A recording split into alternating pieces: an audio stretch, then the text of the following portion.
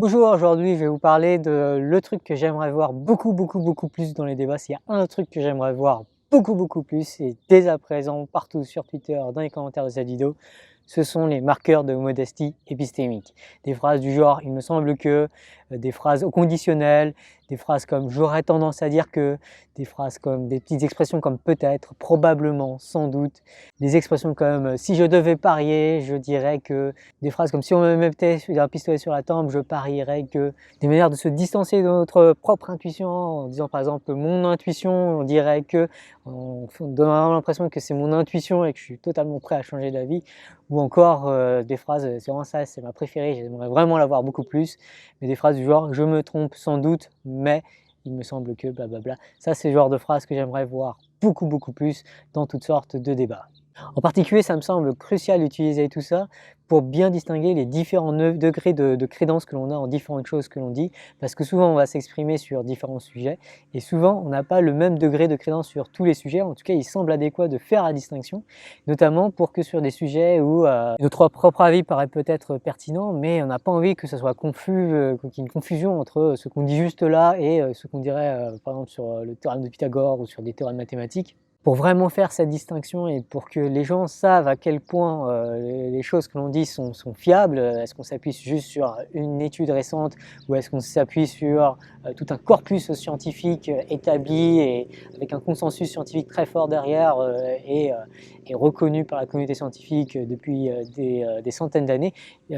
Toutes ces choses devraient être exprimées de manière différente et pour y arriver, il me semble vraiment indispensable, et j'aimerais vraiment voir ça beaucoup plus, que l'on prenne l'habitude de distinguer les différents degrés de crédence que l'on a en différentes choses que l'on croit. Et pour cela, et vraiment ces marqueurs de modestie épistémique sont très importants. Donc je vous invite vraiment à les utiliser et à bien les utiliser. J'ai envie de dire qu'il ne s'agit pas de les utiliser pour paraître modeste, à la limite la modestie,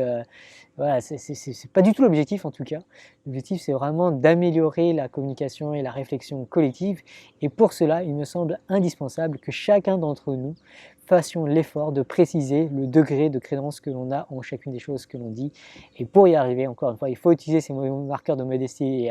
épistémique et utiliser celui qui est adéquat par rapport à telle ou telle situation. Par exemple, dire je parie sans flipper que, ou il me semble extrêmement probable que, ou ça m'étonnerait énormément que, ça c'est une façon d'exprimer un avis très prononcé, et peut-être que sur d'autres avis, ce sera beaucoup plus en mode je me trompe peut-être mais il me semble que, ou encore je ne suis absolument pas expert mais j'aurais dit que blablabla. Et donc là je suis en train de vous parler un peu de la version honnête de ce chose, mais je pense qu'il y a la version un peu plus manipulatrice que j'aurais tendance à encourager à utiliser également, qui est simplement une stratégie de communication, de se mettre en arrière et de mettre les autres en avant, et d'utiliser ces marqueurs de modestie épistémique, non pas pour montrer notre incertitude épistémique, mais peut-être davantage pour soulever des questions, soulever des suggestions, et aussi pour normaliser une certaine forme de modestie épistémique qui me semble extrêmement déficiente très souvent dans les débats, surtout dans des débats où les avis sont très prononcés, typiquement dès que ça a à voir avec la politique ou les sujets de société. Et donc là, j'ai parlé de stratégie de communication envers les autres d'une certaine manière, mais également une stratégie de communication envers nous-mêmes, parce que on est des êtres très faillibles, hein. La psychologie de l'humain est ce qu'elle est. Et si vous croyez au-delà de la psychologie, je vous recommande très vivement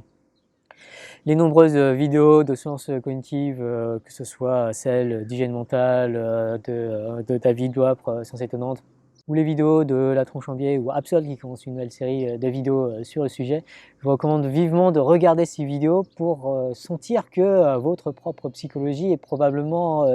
très défaillante, tout comme la mienne, hein. On a tous des psychologies d'humains qui ont été pas du tout sélectionnées pour leur capacité à bien réfléchir, et il est absolument crucial de prendre ça en compte lorsque l'on réfléchit, et c'est pour ça que c'est très utile d'avoir ces marqueurs de modestie épistémique, parce que malheureusement on a tendance à oublier les failles potentielles de nos raisonnements, et avoir le réflexe de rajouter ces marqueurs de modestie épistémique même quand on n'y croit pas, ça peut nous amener à nous auto-nudger d'une certaine manière, nous forcer à remettre un peu plus en question ce qu'on fait. Donc j'aurais tendance à encourager ces marqueurs de modestie épistémique même si vous n'y croyez pas, parce que c'est une façon de s'auto-manipuler, d'une façon de faire en sorte que la partie qui est en excès de confiance en nous perde un peu de son excès de confiance et que l'on se mette davantage à réfléchir à pourquoi est-ce que l'on pense ce qu'on pense et qu'on se mette notamment dans une situation où on sera plus facilement